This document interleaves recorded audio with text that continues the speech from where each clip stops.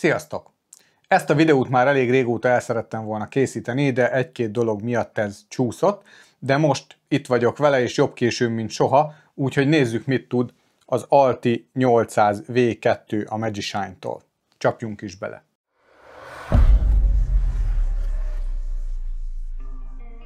Nos, akik követik a csatornámat, azoknak a Magishine Alti szériáját nem igazán kell bemutatni.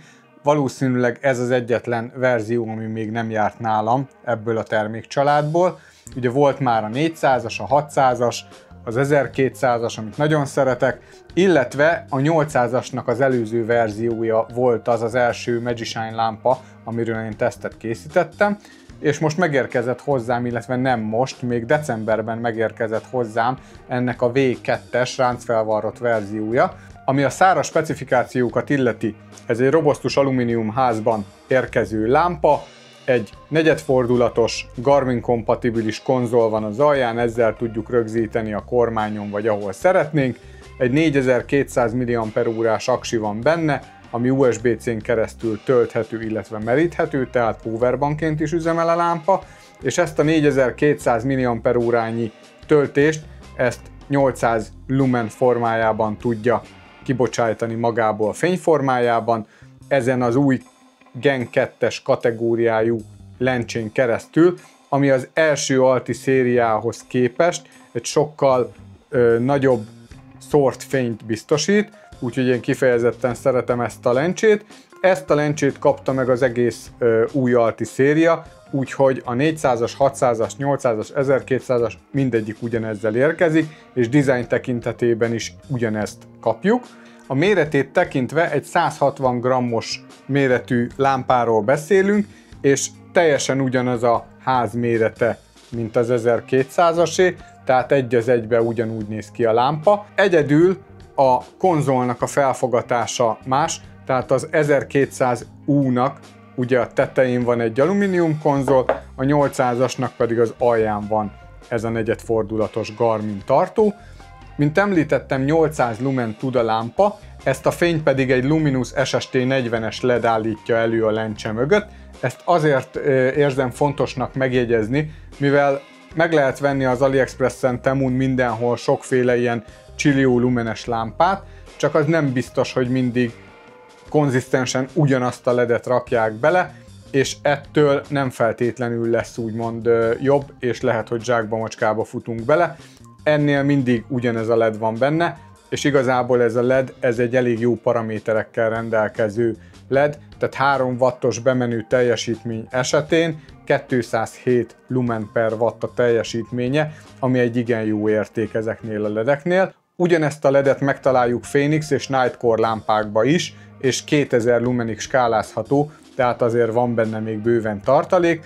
Az 1200-as nagytesóhoz hasonlóan a 800-as második verziója is kompatibilis az új Magishine 2 gombos távirányítóval, ami szintén USB-C töltéssel rendelkezik, és ezzel összekapcsolva akár szími hátsó lámpákkal is össze tudjuk úgymond kötni, és így egy gombbal gyakorlatilag be tudjuk kapcsolni magát az első és a hátsó lámpát is egyszerre.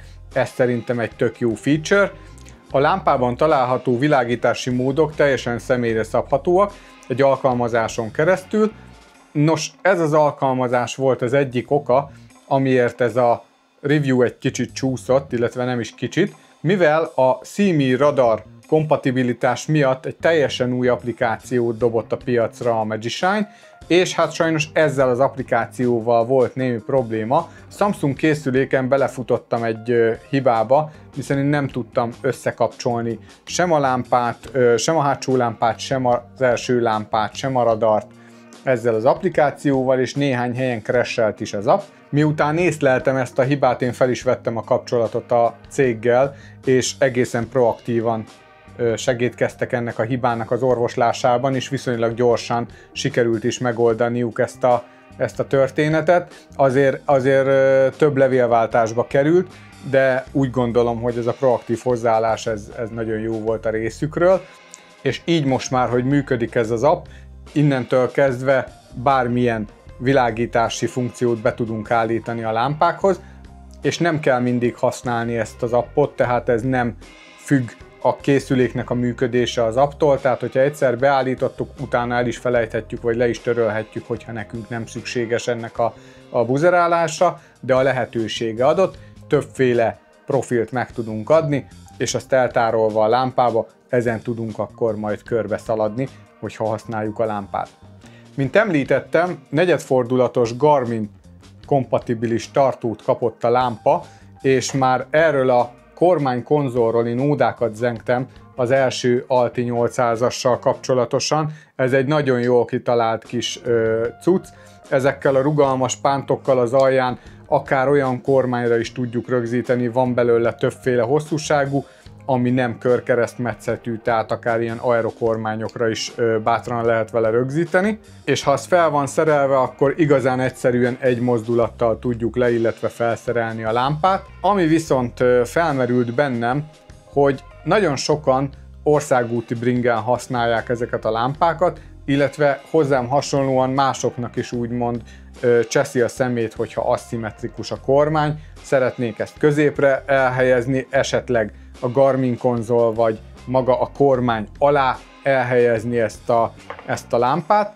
Ugyan kapunk még a lámpához egy ilyen Garmin vs GoPro átalakítót, amivel GoPro tartóra tudjuk utána rögzíteni a lámpát. Ugyanakkor, hogyha ezt fejjel lefelé rögzítjük, ahogy már ezt a többi Alti lámpánál is elmondtam, aminek ilyen a csatlakozója, a fejjel lefelé rögzítjük, akkor nem igazán érvényesül az irányított, lencse által irányított fény. Viszont GoPro-ra, illetve GoPro tartóra, sisakra szerelve azért ez a 160 g-os lámpa szerintem elég nagy és nehéz.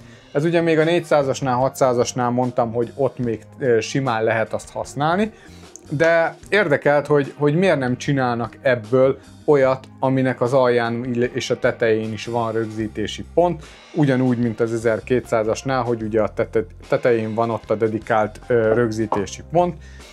Azt a választ kaptam elsősorban, hogy jelenlegi szériák azok így működnek, és amíg vártam a szoftvernek a frissítésére, addig agyaltam, illetve rajzolgattam egy kicsit, hogy hogyan is lehetne ezt megoldani, és előálltam ezzel a dologgal. Ezt Tinkercad programban rajzoltam meg, és 3D nyomtatóval nyomtattam ki PETG alapanyagból. Első körben egyébként egy ilyen sima barna PLA filamentből próbálkoztam. Ez arra hivatott, hogy az Altinak az aljáról ezt a negyedfordulatos konzolt ezzel a két csavarral el lehet távolítani, majd pedig ezt az új konzolt ráhúzva a házra tudjuk ezen keresztül rögzíteni, és megfelelő pozícióba kerül a lámpa, és így akár a Garmin konzol aljára lévő GoPro rögzítésre simán fel lehet úgy rögzíteni, hogy a világítási képen ez nem fog változni igazából a lámpának. Ez nem egy nagy csoda, saját agyszüleményem, saját felelősségemre használom, és mivel valószínűleg garanciavesztést okozna ennek a használata, ezért magát a modellt meg sem osztom sehol, tehát nem szeretném, hogy ez bárkinek egyéb problémát okozzon, ha esetleg letörik, vagy bármi egyéb, de én egyébként kipróbáltam, nyomtattam belőle még egyet, és azt egy ilyen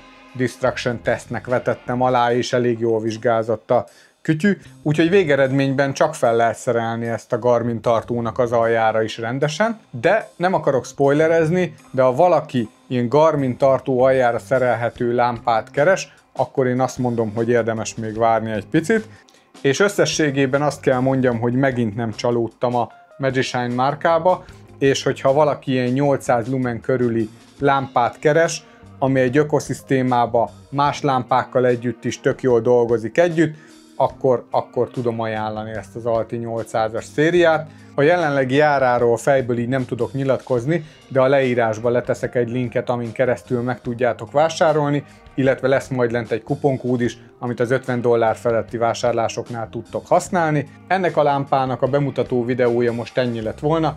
Hogyha tetszett, akkor nyomjatok egy lájkot, és ha még nem tettétek meg, akkor iratkozzatok fel a csatornámra. Köszönöm, hogy megnéztétek. Sziasztok!